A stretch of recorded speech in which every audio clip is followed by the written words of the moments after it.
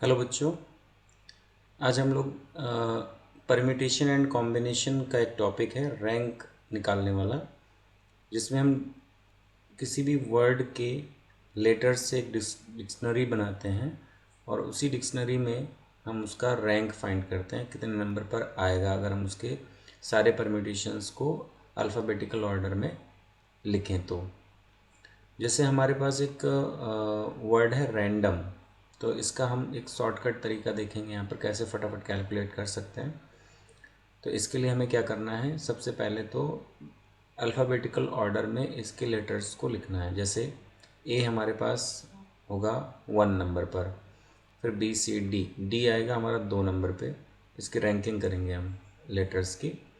फिर E F G H I जे के L M N, तो एम हो गया हमारा 3 नंबर पे, फिर एन हो गया 4,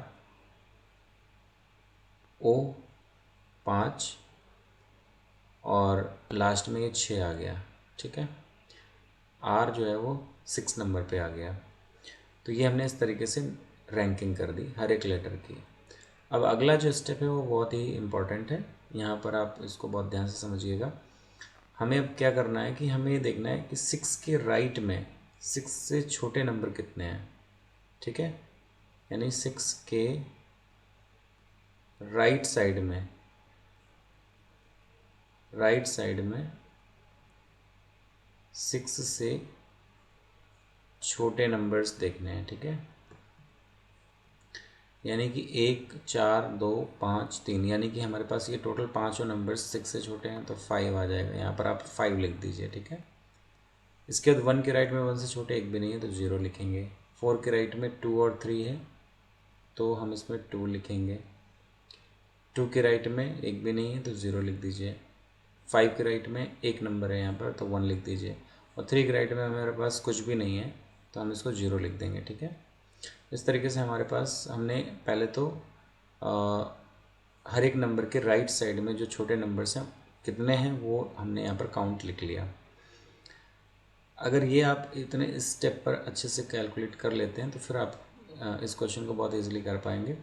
अब हमारा कंडीशन क्या बनेगा कि हम इसमें लास्ट से 0 factorial, 1 factorial, 2 factorial, 3 factorial, 4 factorial और 5 फैक्टोरियल का करस्पॉन्डिंग मल्टीप्लिकेशन कराएंगे। ठीक है, इसका इसमें मल्टीप्लिकेशन, इसका इसमें, इसका यहाँ पर, इसका यहाँ पर और इसका यहाँ पर, लास्ट में 0 0। फिर इन सभी को हमें ऐड करना है, करस्पॉन्डिंग मल्टीप्लाई करा करके ऐड कर देना है।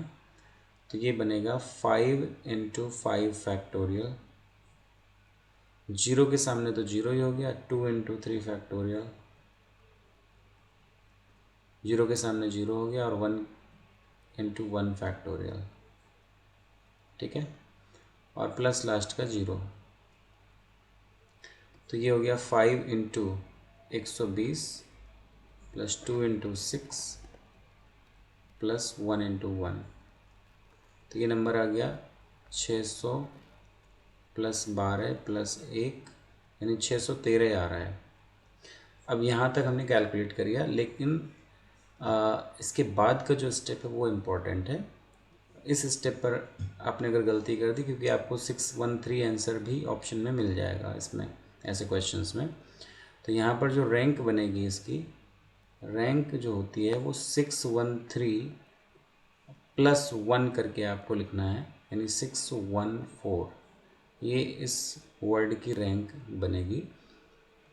क्योंकि ये जो हमने शॉर्टकट यहाँ पर अप्लाई किया हुआ है, ये शॉर्टकट जो कैलकुलेशन करता है वो उस रैंडम वर्ड से पहले आए हुए वर्ड्स को कैलकुलेट करता है। इसलिए इसकी जो रैंक बनेगी वो 614, यानी कि 614 नंबर पर रैंडम वर्ड होगा। अब यहाँ पर कुछ लोग ऐसा करेंगे कि रैंडम वर्ड को डिक्शनरी में खोजने लगेंगे और फिर देखेंगे कि वो कितने नंबर पर है। तो यहाँ पर हमें ऑक्सफोर्ड डिक्शनरी नहीं देखनी है। डिक्शनरी का मतलब यहाँ पर है कि RANDOM, यानी हमारे पास सिर्फ 6 लेटर्स हैं और इन्हीं 6 लेटर्स को यूज़ करते हुए हमें वर्ड्स बनाने हैं। तो उनमें कौन से नंबर पे रैंडम वर्ड आएगा, ये हमें यहाँ पर कैलकुलेट करना था। तो आई होप आपको समझ में आ गया होगा। तो बस वीडियो पसंद आया तो लाइक एंड शेयर कीजिए और चैनल को भी सब्सक्राइब कर लीजिए। Thank you, thanks for watching.